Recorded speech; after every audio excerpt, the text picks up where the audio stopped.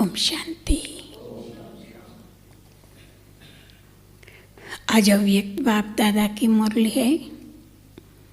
इस मुरली का डेट है 28/11/97, 28 नवंबर 97 की। आज के मुरली में बाबा दो बातें बहुत गहरी सुनाते हैं। एक, बाबा कहते हैं कि बच्चे तुम्हें कोई भी प्रकार का पुरुषार्थ करना हो, चाहे सेवा करना हो, चाहे योग लगाना हो, चाहे ज्ञान का विचार सागर मंथन करना हो, आपके अंदर वैराग्य चाहिए।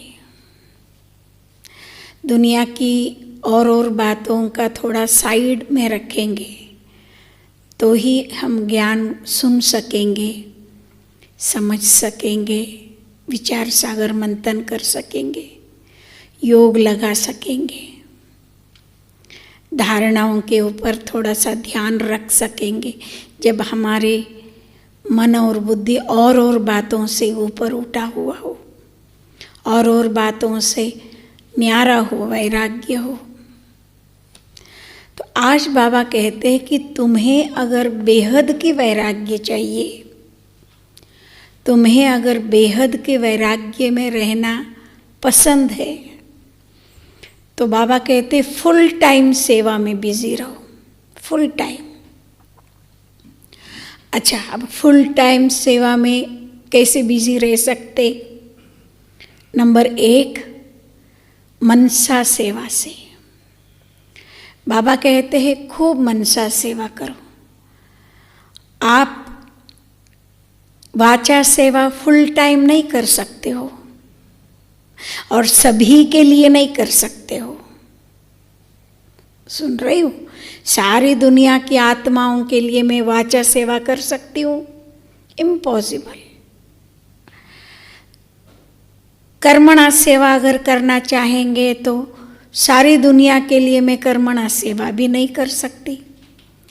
कर्मणा सेवा और वाचा सेवा के लिए लिमिटेशंस है, लेकिन बाबा कहते हैं मनसा सेवा के लिए कोई भी लिमिटेशंस नहीं है। जैसा बाप दादा एक स्थान पर बैठ करके सारी दुनिया की आत्माओं को वाइब्रेशंस दे सकते हैं, सकाश दे सकते हैं, तो तुम बच्चों को भी टॉप लेवल में बैठ के, टॉप सीट पर बैठ करके सारी सृष्टि की आत्माओं को वाइब्रेशंस देना, सकाश देना, यह है मनसा सेवा।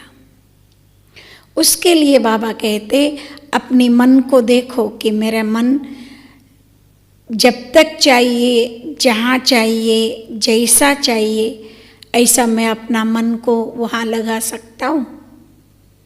उतना मन के ऊपर मुझे आत्मा का पूरा कंट्रोलिंग पावर है। ये बाबा कहते हैं चेक करो।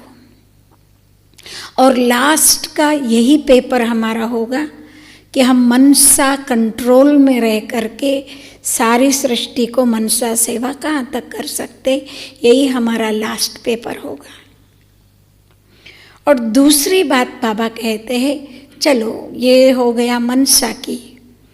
बाकी दुनिया के लोग ज्ञान नहीं सुनने वाले, लेकिन दुनिया के लोग आप सभी का जीवन देखते हैं कि इनका जीवन में कैसे परिवर्तन हुआ है, इनकी जीवन में इन्होंने क्या प्राप्त किया है, इनको इतनी खुशी कहाँ से मिलती है। सारी दुनिया दुख में रो रहा है, लेकिन ये बाबा के बच्चे रोना तो छोड़ो, लेकिन सदा खुश रहते। कैसे है ना?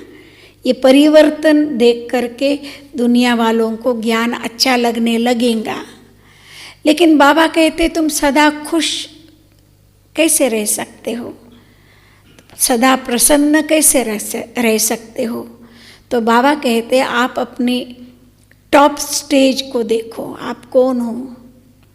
आप बहुत महान हो, बाबा के बच्चे हो, परम धाम में रहने वाले हो। ये शरीर में भी देखो कितनी ऊंचे स्थान पर आप रहते हो। शरीर के अंदर भी आप कहाँ रहते हो? हाथ पाँव में नहीं रहते हो। कहाँ रहते हो? ब्रकुटी के बीच में अकाल तख्त नशीन मस्तक मणि के रूप में मैं चमक रही हूँ। तो अपनी श्रेष्ठ स्थान से नीचे नहीं उतरो, तभी आपकी चेहरे और चलन में चेंज आएगा, खुशी आएगी। आप कौन, मैं कौन हूँ, मैं किसकी हूँ। ये नशा जब आँखों में आता है तो चेहरा चेंज हो जाता है। जैसा किसी के पास बहुत धन हो, बहुत पैसे हो, उनका चलना, उनका बोलना इतना ऐसा मैजेस्टिक होता है, प्रेस्टीजियस होता है, जो लोगों को अच्छा लगता है। लोग समझ जाते ये बड़ा आसामी है, बरोबर ना। आपके पास कितना धन है ज्ञान का, आपके पास बाबा का दिया हुआ खजाना कोई कम है? इतने सारे खजानों का आप मालिक हो।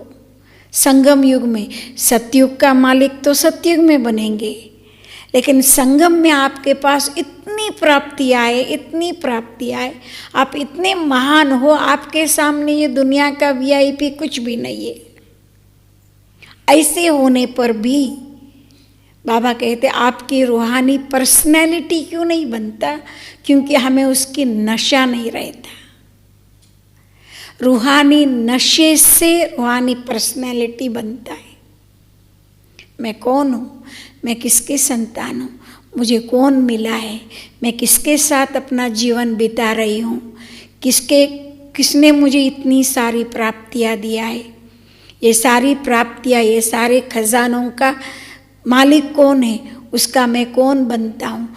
ये सारी जो नशा है ये हमारे पास कम रहने के कारण बाबा कहते तुम्हारे अंदर वो रूहानी पर्सनैलिटी, पवित्रता की पर्सनैलिटी बनता नहीं है। और दूसरा, बीच बीच में मन में अनेक प्रकार के प्रश्न उत्पन्न होता है।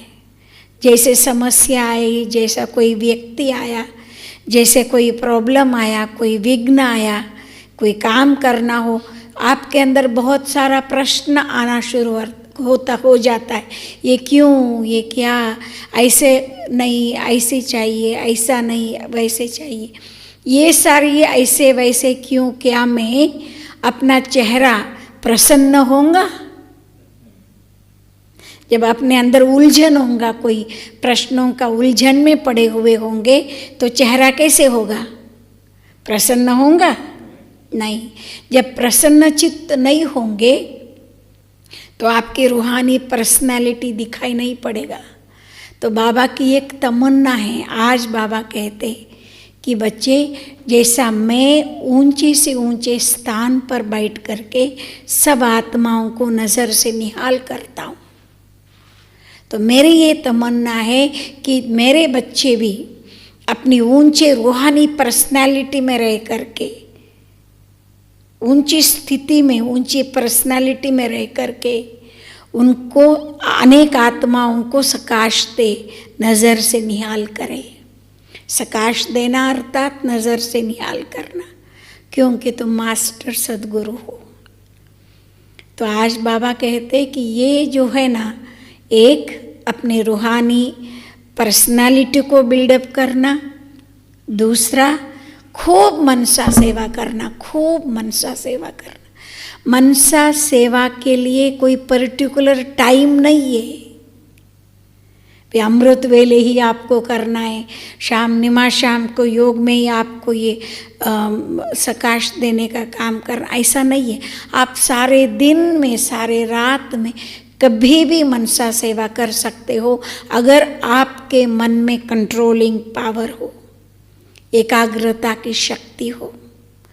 तो आज बाबा कहते ये दो काम, एक आपके रूहानी पर्सनालिटी डेवलपमेंट, दूसरा मनसा सेवा का लगातार मनसा सेवा की काम, ये जब आप करेंगे आप अपना एक तो स्थिति बन जाएगा अच्छा, दूसरा अपनी 9 लाख आत्माएं तो क्या 33 करोड़ आत्माएं भी जल्दी जल्दी निकल आएंगे। ये हमारा टारगेट है ना कि 33 करोड़ आत्माओं को बनाना, कि नहीं? इसमें आपका भक्त भी है, आपके प्रजा भी है।